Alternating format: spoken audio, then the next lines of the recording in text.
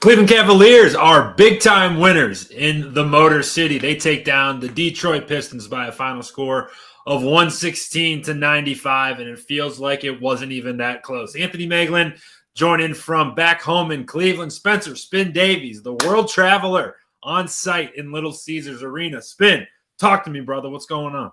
What's happening, man? Yeah, this one got out of hand really quickly. To me, honestly, the summation of this game, Detroit gets off to a good start. The Cavs couldn't get any stops. Tobias Harris was going, and Duncan Robinson hit a couple of threes.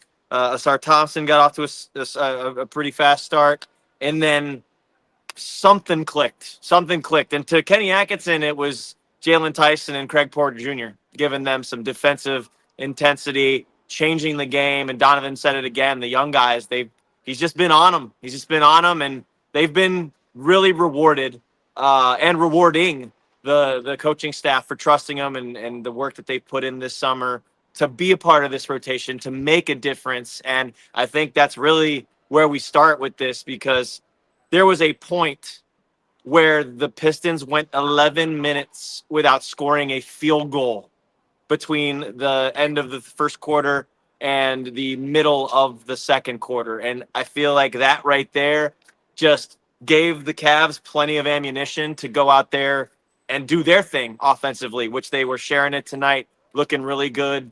Donovan Mitchell, unbelievably efficient night. A lot of drives to the basket, but just these like little power dribble moves to get there and little float shots that are just pure. And it makes it a lot easier on the team, because then you're forcing collapses on Donovan and it opens up the perimeter. So good stuff on that front. Unfortunate injury news, Sam Merrill, right hip contusion. Kenny said that he collided with Evan, and that happened in the first half. He tried to play through it in the second half. They wanted to err on the side of caution, so did not play the rest of the game after that. But, crappy break, because Sam's been one of their best players. He started again tonight, really hot and playing some good defense, some good box outs, setting screens. So hopefully he's okay. If I had to guess, if I had to speculate, I don't think Sam will be playing on Wednesday against Boston, just from the pain that Kenny said that he's in, because it takes a lot to keep Sam Merrill off the floor. But yeah, that's really the only drawback and negative of tonight, because otherwise it was just a straight up throttling of the Detroit Pistons. It was fun to watch. It was vintage Cavaliers for sure. Appreciate everybody jumping in with us. If you're new to the channel, make sure you're subscribed. Make sure you're getting over to our new site, Roundtable. It's right below us, roundtable.io/sports/NBA/Cavaliers. Give Spin a follow. Give myself a follow. We're covering all sorts of different teams out of our Roundtable platform. But Spin, this was a very fun. It's a very fun box score to look at, because this is like old school Cavaliers. DeAndre Hunter, 13 points. Jared Allen, 20 points. Evan Mobley, 15. Sam Merrill, 11. You talked about the injury, 11 and 18 minutes. And the capper of it all, Donovan Mitchell, 35 points in 29 minutes. The word we talked about before we started was efficiency. That was screaming throughout this team. It was good passing. It was good ball movement. Great defense leading to easy shots. And the Cavs were taking advantage of it tonight. Yeah, no doubt. And I think the offense also kind of springs off of the defensive effort that they put in tonight. Easily their best defensive effort tonight. Yeah. And it started with Evan Mobley and Jared Allen protecting that rim. You also got to give a lot of credit to DeAndre Hunter, because he did a heck of a job setting the tone, not letting Cade Cunningham get going. Cunningham did not have anything going for him tonight. He was 1 of 10 in the first half, did not have more than, 4 points. He was just kind of bottled up, to be quite honest with you. And Detroit didn't really have an answer when their main scorer, their main playmaker, was having a rough night. They just couldn't figure out how to get their offense going. And that led to the drought that we were talking about earlier. They just could not get anybody to get off the ball. They could not get anybody moving off the ball. And the Cavs were really on their P's and Q's defensively. Again, look at Craig Porter Jr. and Jalen Tyson for setting that tone, picking up full court, making them work for every inch of that floor, and it makes a huge difference. But to me tonight, I think the rebounding effort really stood out. I know in the box score it says they're tied with the Pistons at 48 apiece, but they were really putting it on them.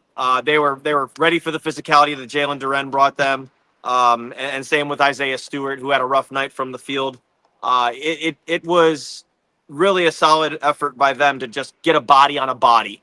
And that's what you have to do against a JB Bickerstaff team and a young and up-and-coming Pistons team that wants to make noise this year. And clearly they still have a ways to go, but they are going to be in the mix this year for the playoffs and the play-in. They're a good team. Spin, big picture stuff here. Like looking at this, it's going to be really hard for us to do this all year long and not talk about what these games mean from a potential postseason run perspective. But one of the things that's really been an Achilles heel of the Cavs these past 2-3 seasons is that physicality part, right? You get knocked a couple years ago by the Knicks. You get knocked out last year. A lot to do with being physical and getting out physical, right? And you play this game tonight, and the Pistons, man, they got that JB style. I'll punch you in the face, and I'm not going to run from you, and I'll hit you again and again and again. It's a fun brand of basketball. It obviously is like very old school, but it's enjoyable to watch in spurts, right? I'm glad we don't have to watch it every night. But this kind of a test, this early in the year is one thing. You're going to face the Pistons several more times, but it's good to see these guys get a physical opponent and be able to handle them. Jared Allen, especially finishing with 7 rebounds and obviously being in the mix. I think that's important and can't go understated that when they're playing a physical matchup like they were tonight, that they answered the call. And Evan also grabbing 11 boards. But what sticks out to me, and I'm going to keep going back to it because even Donovan's talking about it, Craig Porter Jr. Man, this kid comes in, gets a steal, puts on that full court pressure. But, man, he has 7 boards tonight. 4 of those were in the first quarter. And you know what? 2 of them were offensive on the offensive glass. So this third-year player is really making a strong case for himself to be an everyday guy. And I think that he's prepared for that since the summertime, since the offseason. Kenny challenged him like hell to make sure that he was ready for the conditioning, for the times to have to play tired and play through fatigue. And he's just bought right into it. And Craig's been outstanding to start the season. So Sam's injury does play a role in this, but Craig plays 24 minutes tonight, and Germ, I got it. You and frickin' Spencer, you got to change. One of you got to change your damn name because it's really screwing with me here. But Spin, we can't sing his praises high enough, especially with the way that the Lonzo Ball thing's going to go this year, right? He's not going to play back-to-back. He's not going to play on those back-to-back games. You can't lose a step in those games. Like Lonzo's going to be an important factor in this rotation. He'll start a bunch. He'll come off the bench and play meaningful minutes, but that doesn't mean you can't take that second night of a back-to-back and lose a basketball game. And it's not only like a great opportunity for Craig to take advantage of, but he's also showing early on in the season that he's ready for the moment. And you saw it at times last year. I remember thinking last year, like, hey, CPJ, he's got some stuff. He's got some stuff to him that he should probably get in some minutes. Obviously, the lineup was crowded, and it's going to get more crowded when DG comes back. But, this is, again, proving – we talked about it last night. There's a couple guys who are going to force Kenny's hand and making him play, and Craig Porter is definitely one of them. He is, man. It's just something, you look at him. I know he's not the tallest guy, but he plays bigger than his size. He gets on the glass. Defensively, he's given him a lot, just picking up 94 feet. I feel like he's taking the challenge one-on-one in the half court even right now. You can use him as a screener and in the half roll the way that Kenny liked to use Isaac Okoro last year. Sure. He's just got a lot to him. And, Craig said he wants to make some more three-pointers. He wasn't happy tonight that he didn't make the opportunities that he had. But you saw in the preseason he had that game where he knocked down 5 of them at 5 attempts. So he's been working on the jump shot, the self-creation, but also that off-ball game. He's somebody that I think can play a big role, especially in this regular season. And then when it comes to the postseason, you put him in and you can depend on him because he's had that experience throughout this year. And that's going to be big for Craig. That's going to be big for the Cavs because you never know what happens with the injuries coming playing time. So that's important. And again, going to Jalen Tyson, similar, man. Defensively, he admits he's been a little handsy, he's been a little indecisive. A little undisciplined, but he gave himself a solid as far as his grade so far his first week with the rotation and playing with the guys that he has been, the real rotational players, the all-stars and all of them, playing alongside those guys. I think he's done a solid job too, considering the assignments he's had, man. He had to guard Jalen Brunson. He had to guard Cam Thomas. You look at tonight, he's also on Cade Cunningham. Like, these are not easy guys to defend. So I feel like he's done a solid job at that. I think he can get a little better around the rim when he gets opportunities. And we'll see, how that jump shot comes along. I think that it is a real change to have a quicker release and to have a little bit more of a quick decision-making process for him. But I'm looking forward to seeing what he brings to the table. I know he gets into foul trouble, and he's very cognizant of that. But it's just something that he's got to adjust to. And he's only in his second year, man. Like, you look on there, he misses 5 shots. I know a lot of the, Cavs fans that want to win a championship are going to see this and say, he can't play. But this coaching staff and this locker room feels very differently about that. I'll tell you that much. But let's talk about, what he is, right? And in the NBA, I think it's more critical than ever. I've heard it once and I say it pretty much every day, is like, be a star in your role. Like that fits for an NBA team. That fits if you're, selling software, right? Be a star in your role, whatever that role is, be a star in it. And, he's not going to be called upon many nights to score, right? Like, Cavs score 116 tonight, and he has 4 points. Or no, he has 3 points. He's 0 of 5 from the field, 0 of 2 from 3, but he plays 28 minutes and 28 important minutes, right? Hey, dude, Jalen, or go out there. You're going to D up the best guy. Guess what? Probably Wednesday night he's going to get Jaylen Brown.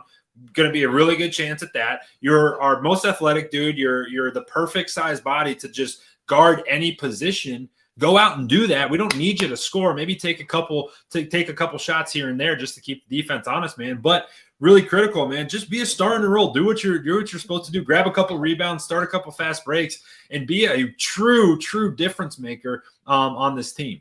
Well said, man. I think it's just about the hustle plays. I joked that I think that he's going to lead the league in dives to the floor this year, right? Like, those are the things that Jalen does.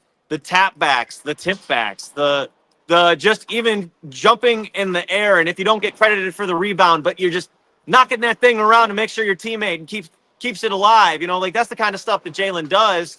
Now, you're going to extrapolate that a little bit because you are going to have a few shots that you take, and you're going to want to make decisions when you get the ball in your hands and be, more decisive. Again, like he was saying in the locker room, he's got to work on that. But that's going to come with time. This is really his first year. I know he was a rookie last year, but this is really his first year where he's going to play with the actual rotational players more than just, 15 games, we'll say he did last year.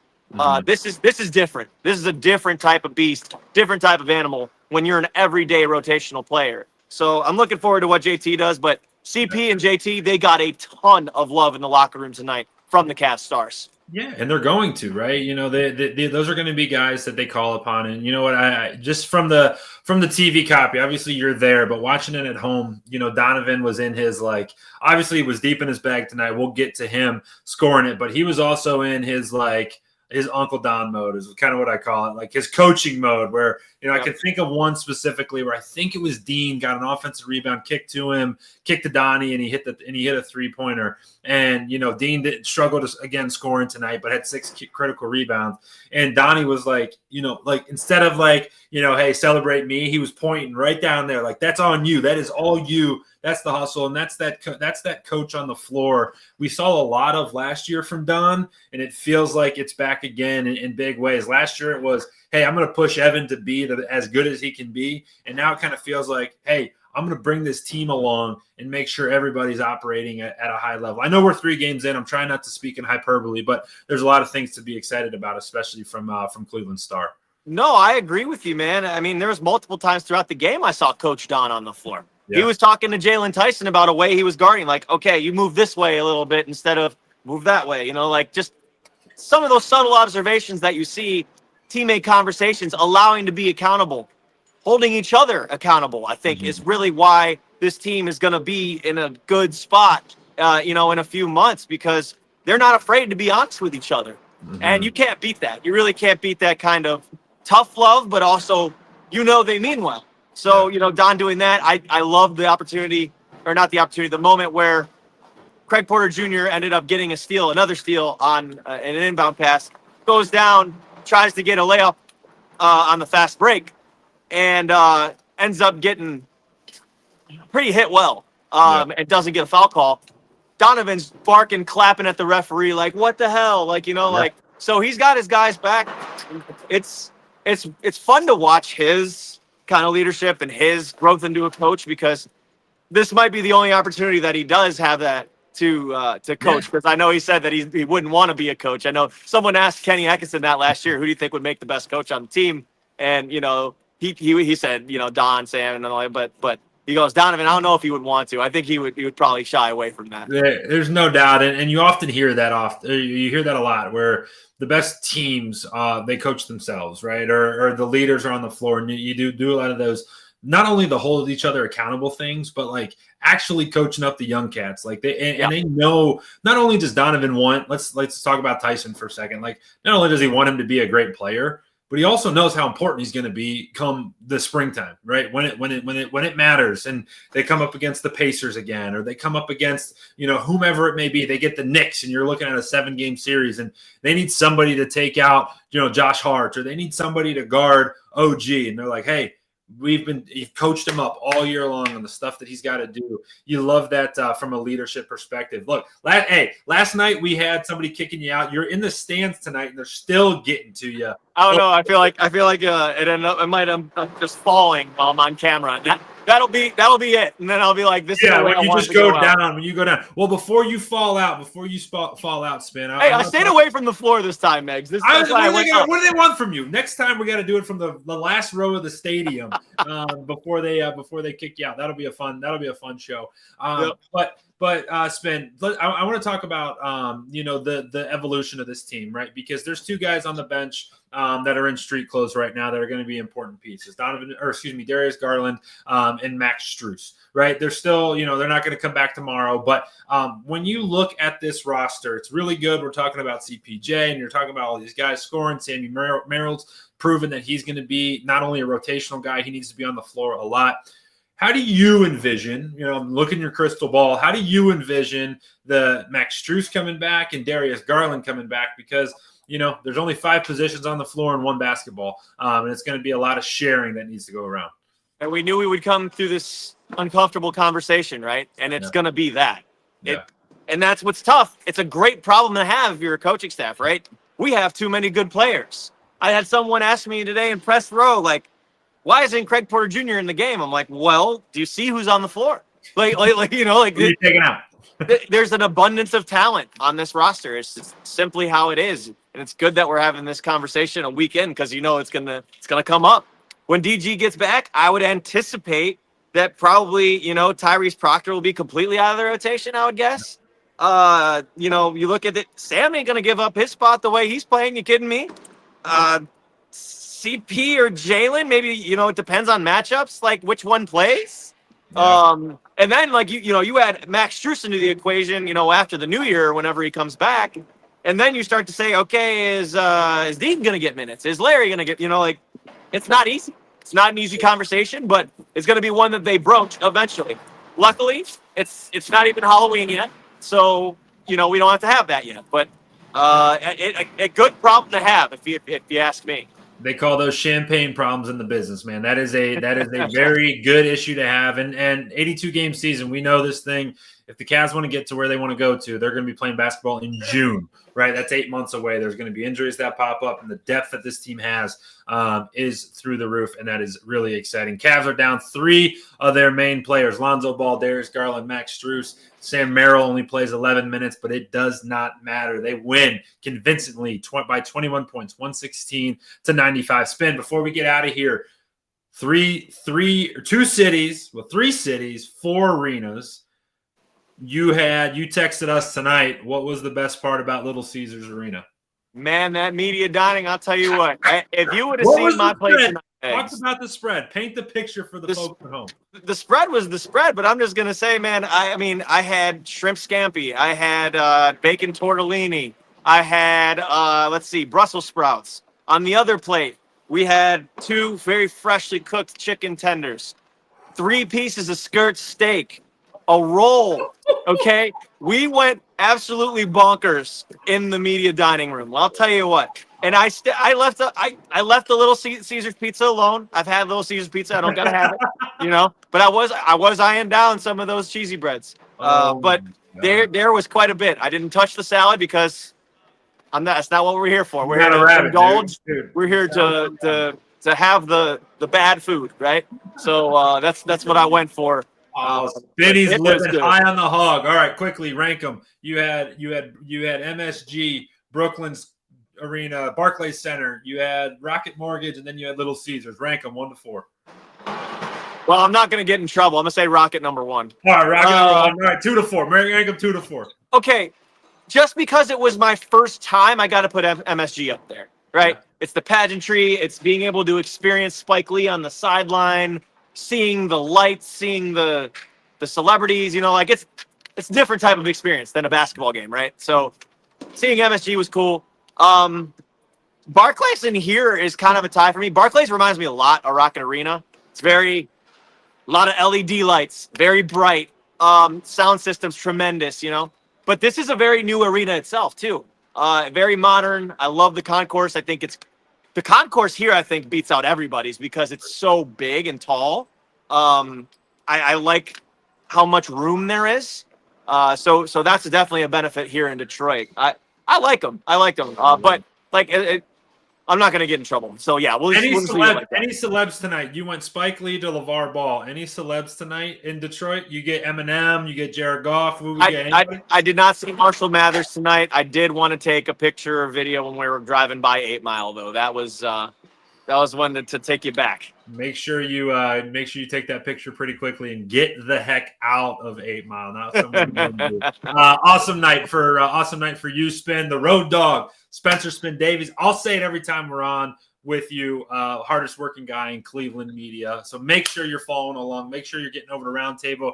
You follow Spin, you follow myself and the rest of our team. Make sure you subscribe to this channel. It's got the best content you can find. It's got all the player interviews, coach interviews, everywhere Spin goes, his camera follows. I probably shouldn't say that because you can say that other ways, but lots of great content coming your way, all things Cavs. So for my partner, Spencer Spin Davies, who's on site in Little Caesars Arena, I'm Anthony Moeglin. Thanks for hanging in with us tonight as we recap Cleveland's 116-95 win over the Detroit Pistons. Thanks, everybody. We'll see you again soon here on the Cleveland Cavaliers Roundtable.